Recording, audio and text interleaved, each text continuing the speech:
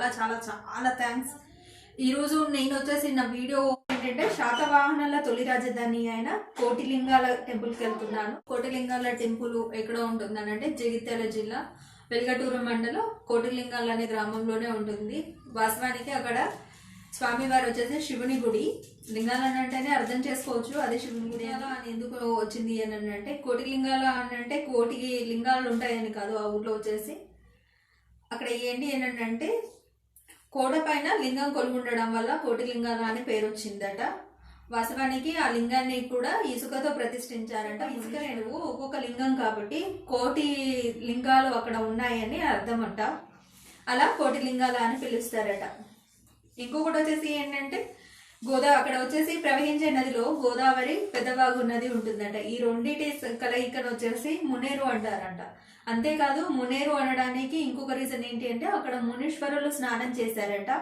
అది మాత్రమే కాదు, ఆంజనేయ స్వామి అక్కడ ఉన్న గొప్పతనం ఏంటి అనేది ఒక్కొక్కటిగా మీకు వివరించి చెప్తాను.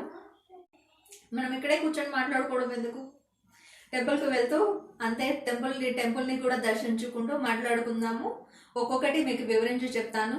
అక్కడ ఏంటిది ప్రత్యేకత ఏంటిది అని. అంతేకాకుండా అక్కడ బోటింగ్ కూడా ఉంటుంది.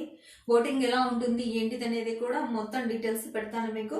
టెంపుల్ ఎలా ఉందని కింద కామెంట్ చేయడం మాత్రం మర్చిపోకండి. అంతేకాదు నా వీడియోని మొదటిసారి చూస్తున్నట్లయితే నా ఛానల్ని సబ్స్క్రైబ్ చేసుకోండి, నచ్చితే లైక్ చేయండి. ఇది నాది చిన్న ఛానల్, సపోర్ట్ అనేది నాకు చాలా అవసరం.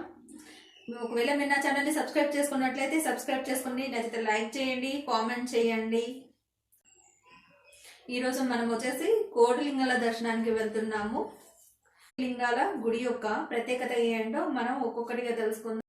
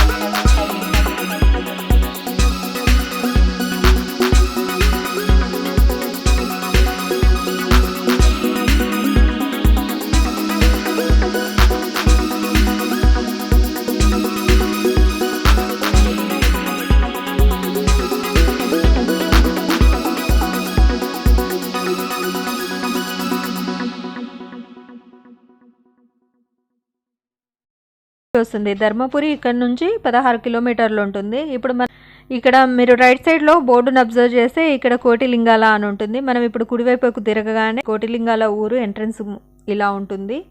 ఇక్కడ ఇలా స్ట్రైట్ వెళ్తే కోటిలింగాల ఊరు మాత్రమే వస్తుంది. గుడి దగ్గరికి వెళ్ళిపోతాము డైరెక్ట్గా. ఒకవేళ మీరు ఇక్కడికి రావాలనుకున్నట్లయితే మార్నింగ్ టైం మీరు ఇక్కడికి వచ్చారనుకోండి, మధ్యాహ్నం వరకు ఇక్కడ గుడి దర్శనము మళ్ళీ బోటింగ్, మధ్యాహ్నం వచ్చేసి ధర్మపురికి అనేది ప్లాన్ చేసుకోవచ్చు. ధర్మపురికి టైమింగ్స్ ఏంటంటే మార్నింగ్ 5 to 2:30 వరకు ఉంటుంది.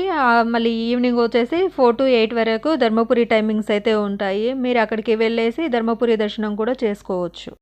ఇలా ప్లాన్ చేసుకొని వచ్చినట్లయితే ఒకే రోజు 2 టెంపుల్ని దర్శించుకోవచ్చు. హలో వివర్స్, ఈరోజు నేను ప్రజెంట్ వచ్చేసి కోటిలింగాల గూడెంలో ఉన్నాను. నేను ఇక్కడ కోటిలింగాల గుడి టెంపుల్ని దర్శించుకోవడానికి వచ్చాను. అది ఎలా అంటే కరీంనగర్ నుంచి మంచిర్యాల చౌరస్తా నుంచి చొప్పదండి రూట్లోకి రావాలి. చొప్పదండి రూట్లో నుంచి ధర్మారం తర్వాత కొంచెం లాంగ్ వచ్చిన తర్వాత ధర్మారం వస్తుంది. ధర్మారం నుంచి దాటిన తర్వాత వెల్లటూరు వస్తుంది. వెల్లటూరుకి వెళ్ళక ముందుకే రైట్ సైడ్ లో వచ్చేసి కోటిలింగాల గూడెం ఉంటుంది. కోటిలింగాల గూడెంకి వచ్చిన టర్న్ తీసుకున్న వెంటనే 2-3 కిలోమీటర్స్ వచ్చామనంటే మనకి కోటిలింగాల గుడి దగ్గరికి వచ్చేస్తాము. ఇక్కడైతే వ్యూ చాలా బాగుంది, సూపర్ గా ఉంది. నేను ఫ్యామిలీతో వచ్చాను ఒకసారి దర్శించుకుందామని. ఇదే ఫస్ట్ టైం ఇక్కడికి రావడం. మీకు గనక వీడియో మొత్తం మాక్సిమం పెట్టడానికి ట్రై చేస్తాను. ఒకవేళ నచ్చితే మీరు కూడా రండి. మనకి కరీంనగర్ నుంచి ఎంత ఉండదు, 1 అవర్ జర్నీ అయితే పడుతుంది. 1 అవర్ జర్నీలో మనం ఇక్కడికి రావచ్చు. అప్పుడప్పుడు పిల్లల్ని తీసుకొని వచ్చినట్టయితే చాలా బాగుంటుంది. మేము కూర్చున్న ఫ్రంట్లోనే రివర్ ఉంది. ఆ రివర్ వచ్చేసి గోదావరి నది అట.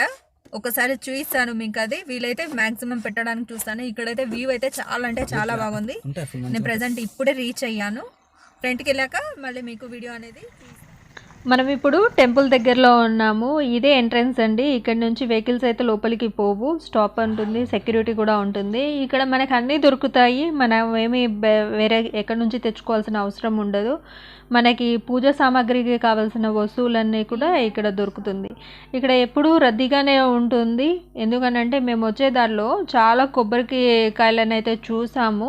దాన్ని బట్టే మనం అంచనా వేసుకోవచ్చు ఇక్కడ ఎంత పబ్లిక్గా ఉంటుందని. మనకి కావాల్సిన పూజా వస్తువులన్నీ కూడా మనం ఇక్కడే కొనుక్కోవచ్చు. టెంపుల్ కూడా ఎంతో లాంగ్లో లేదు, దగ్గరలోనే ఉంది. ఇక్కడ చూసారు కదా ఎంత క్లౌడ్గా ఉందో. మనం ఇలానే కొంచెం ముందుకెళ్ళినట్లయితే టెంపుల్ అనేది ఎంట్రన్స్ అనేది వచ్చేస్తుంది.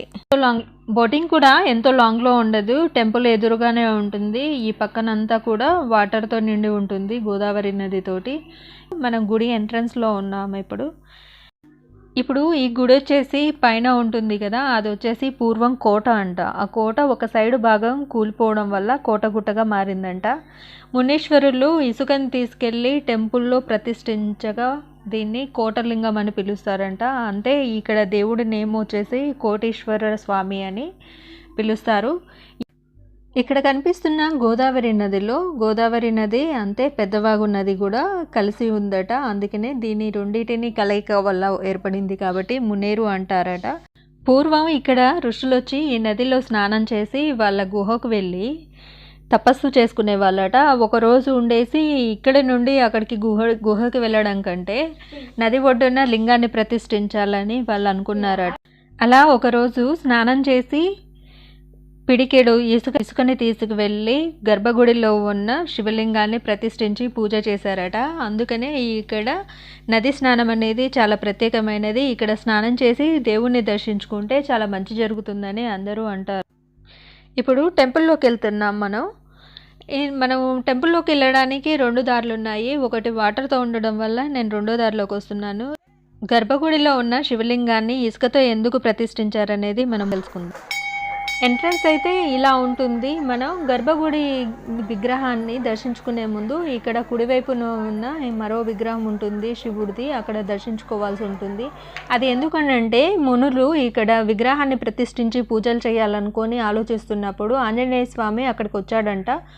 ఆ ఆంజనేయ స్వామి అడిగాడట, ఎందుకు మీరు ఇలా ఆలోచిస్తున్నారు అంటే అప్పుడు మునీశ్వరులు చెప్పారట, ఇక్కడ విగ్రహాన్ని ప్రతిష్ఠించి పూజలు జరిపితే బాగుండును అనేసి చెప్తే నేను కాశీ నుండి విగ్రహం తీసుకొస్తానని ఆంజనేయ స్వామి వెళ్ళిపోయాడట. అప్పుడు ఆంజనేయ స్వామికి ముహూర్తం గురించి కానీ టైం గురించి కానీ మునీశ్వరులు చెప్పలేదట. స్వామి విగ్రహాన్ని తీసుకురావడం ఆలస్యం అయ్యేసరికి మునీశ్వరులు ముహూర్తం దాటిపోతే బాగుండదు కదా అని వాళ్ళు స్నానం చేసేసి తలా ఒక పిడికెడు ఇసుకని తీసుకొచ్చి గర్భగుడిలో ఉన్న లింగాన్ని ప్రతిష్ఠించి పూజలు చేస్తుండగా ఆంజనేయ స్వామి అక్కడికి విగ్రహం తీసుకొని వచ్చాడట. అప్పుడు ఆంజనేయ స్వామి అన్నారంట, మీరు నన్ను లింగానికి పంపించి నేను లింగం తెచ్చేలోపు మీరు లింగాన్ని ప్రతిష్ఠిస్తున్నారు.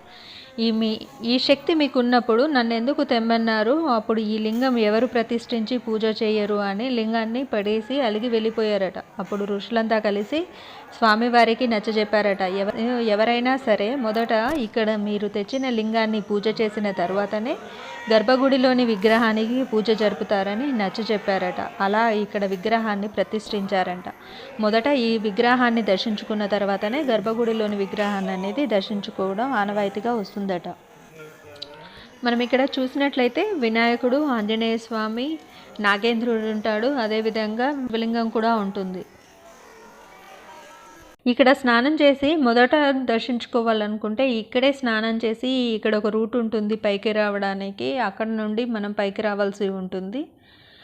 ఇక్కడ వాటర్ ఉండడం వల్ల నేను 2 రూట్లో నుంచి వచ్చాను.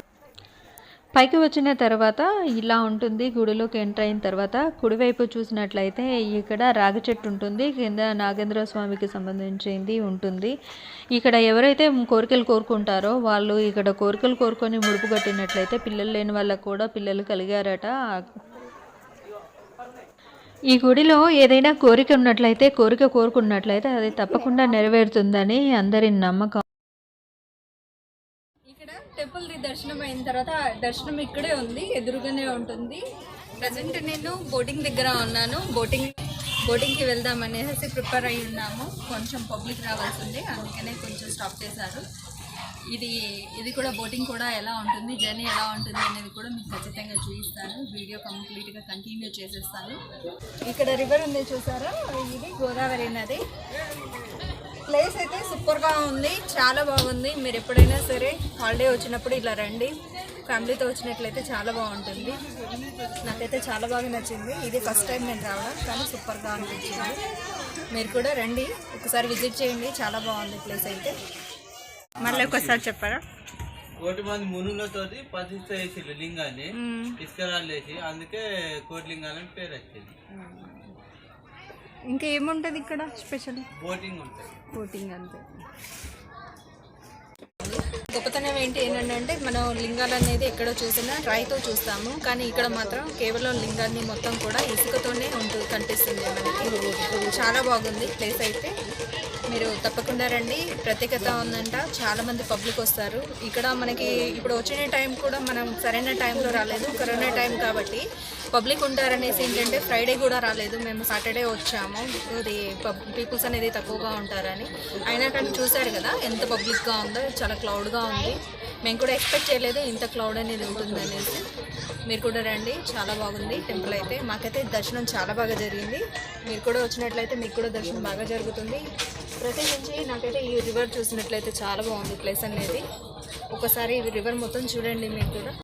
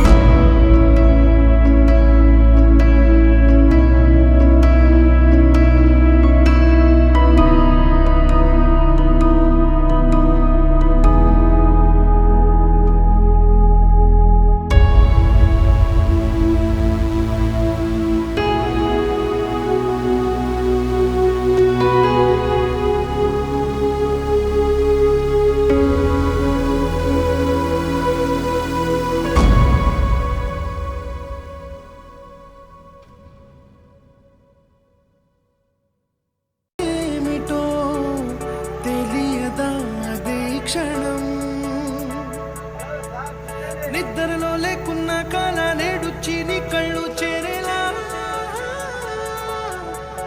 చూపించనా ఆనాటి గురుతులే నీతో లేకున్నా నీలో ఉన్నానే నీకొచ్చే కలలన్నీ నేను కన్నానే నీ చేతి తీస్తున్నాను ఇక చాలా సూపర్గా ఉంది, వండర్ఫుల్ ఎక్స్పీరియన్స్. తప్పకుండా రండి, చాలా సూపర్గా ఉంది, చాలా వండర్ఫుల్ ఎక్స్పీరియన్స్. తప్పకుండా రండి, పిల్లల్ని తీసుకుని కంపల్సరీ రండి. చాలా అంటే చాలా బాగుంది, అసలు మాటలతో చెప్పలేని విధంగా ఉంది. నిజంగా వ్యూ చూసారా ఎంత బాగుంది, సూపర్గా అనిపించింది. మనకి ఎప్పుడు బిజీ లైఫ్లో ఉంటాం కదా, అసలు ఇట్లాంటివి చాలా తక్కువగా వెళ్తాం. మనకి నియర్లోనే ఉంది, కరీంనగర్కి నియర్లో ఉంది అన్నట్టు ఎంత బాగుందండి. ఖచ్చితంగా రండి. మీకు ఈ వీడియో నచ్చితే లైక్ చేయండి, షేర్ చేయడం మాత్రం అసలు మర్చిపోకండి. నా ఛానల్ని సబ్స్క్రైబ్ చేసుకోవడం మాత్రం అస్సలు మర్చిపోకండి. నెక్స్ట్ వీడియోలో కలుద్దాం. ఎవరికి బై బై. లాస్ట్ టైం ఒక్కసారి అయితే మొత్తం లుక్ చూపిస్తాను, ఒక్కసారి రౌండ్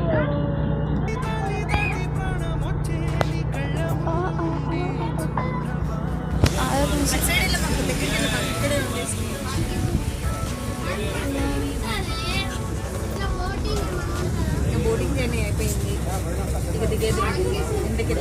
కూర్చోండి దిగుతారా నాకు అర్థం నాకు ఆ చెట్టుకి పెట్టుకున్నా అర్థం